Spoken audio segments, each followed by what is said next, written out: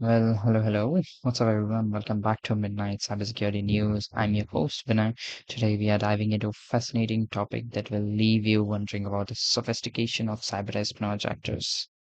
Hey Vinay, I've got a question already. What's with all these zero-day exploits? Can't they just use established vulnerabilities? Ah, great point, Sparky. The thing is, zero-day clause are so new that the vendors themselves might not even know about them yet. That's why UNC 3886 can exploit them and maintain a long-term presence in the compromised environment. Whoa, that's like having a superpower being able to stay hidden for so long. Exactly, and it's not just exploitation itself, it's a persistent mechanism they use to keep those channels open. Researchers found that UNC uses network devices, hypervisors, and virtual machines to ensure alternative routes remain available. That sounds like a complex web of attacks. How do we even detect this stuff? And by the way, you guys are wondering, who is this girl? This is my AI called Sparky. Well, Sparky, it's all about following security recommendation from security companies, VMware advisors, and for the more advanced folks out there using tools that can help identify this persistent mechanism as crucial. All right, got it. So, what are some of the most recent zero-day exploits we're talking about here? Yeah, of course. Great question. We are looking at CB 2022-41328 coordinate 40 OS. There's one more. You can see VMware vCenter and VMware tools. This other one that allows UNC to perform malicious actions like deploying backdoors or obtaining credentials for deeper access. Wow, those names sound like something out of a sci-fi movie. Yeah, true. They do, but seriously, these vulnerabilities have real world consequences. That's why we need to stay alert and keep our ears open for any new development in the space. And remember to follow the security recommendations from all these companies to secure against potential threats. So I'll see you. So the next news is new malware targets exposed Docker APIs for cryptocurrency mining. It will be explained by Sparky. So let's see. So, it looks like there's a new malware campaign out there that's targeting publicly exposed Docker API endpoints. And what's the goal of this malicious activity? Well, it's all about delivering cryptocurrency miners and other payloads. Now, I know some of you might be thinking Docker APIs. What are those? Well, let me tell you, Docker is a popular containerization platform that allows developers to package, ship, and run applications in containers. And when these containers are exposed to the internet, they can become vulnerable targets for attackers. So, how does this malware work? Well, it starts by scanning for exposed Docker API endpoints. Once found, it initiates a series of steps, including reconnaissance and privilege escalation, before proceeding to the exploitation phase. And what's the ultimate goal of this attack? Well, it's all about delivering payloads, including cryptocurrency miners, remote access tools, and more. The attackers are using a combination of shell scripts and Go based binaries to carry out their nefarious activities. Now, I know some of you might be thinking, this sounds like a serious problem, and you're right, it is. But don't worry, folks, we've got the experts on our team who are working around the clock to minimize the disruption and get services back up and running. So, what can you do to protect yourself from this malware?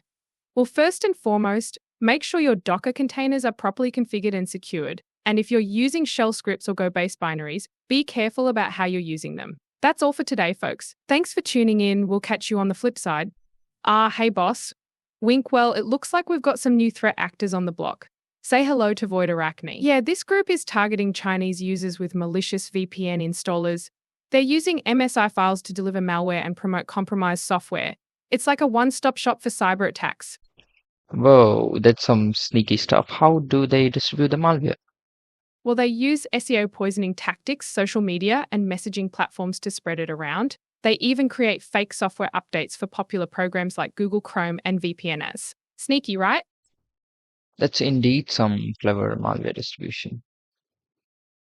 That's where things get really interesting. These installers can modify firewall rules to allow malicious traffic, drop a loader to set up persistence on the host, and trigger execution of an unknown batch script. And if that's not enough, they also deliver the Winos 4.0 CC framework.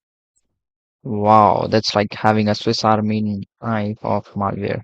What can this Win OS 2.0 do? Oh boy, it's got all sorts of features. It can do file management, DDoS attacks, disk searches, webcam control, and even remote shell access. That's like having a superpower or a super bad guy. What's the takeaway from this? Well, boss, it just goes to show that cybersecurity is an ongoing battle. The Great Firewall of China might be controlling internet connectivity, but threat actors are always finding ways to exploit public interest in VPNs and software that can evade censorship. Yeah, you're right. It's a cat and mouse game out there. Thanks for the updates, Sparky. No problem, sir. Stay vigilant and let's keep an eye on these threat actors. So there's one last news. Some Russian hackers are behind a recent cyber attacks on several major London hospitals. Yes, you heard that right. Russian hackers. Now I know what you're thinking. What does this mean for me? Well, let's dive in and find out. According to the sources, the former chief executive of National Cybersecurity Center, the group behind the attack is called Kuilin. It in Chinese, it's like Chinese unicorn. So they're a Russian criminal gang that operates on the dark web and has previously targeted automotive companies, Australian courts, and even the big issues in UK. They're simply looking for money. They are not interested in causing harm or disruption. But unfortunately, that's exactly what happens when they target healthcare services like this one. Now, I know some of might be thinking, but why would they target hospital?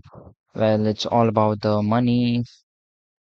Pulling is looking to make a quick buck by demanding ransoms from the affected organizations, and unfortunately, their tactics have caused significant disruption to healthcare services in London.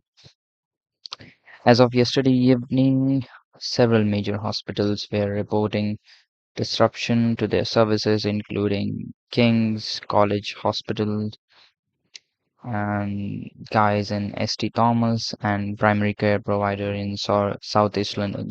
That means patients had to have operation cancelled, blood transfer delays, and test results affected. So there was a patient who were affected by the cyber attack. I was just moments from receiving. Oh, this is from Oliver Downson. He interviewed.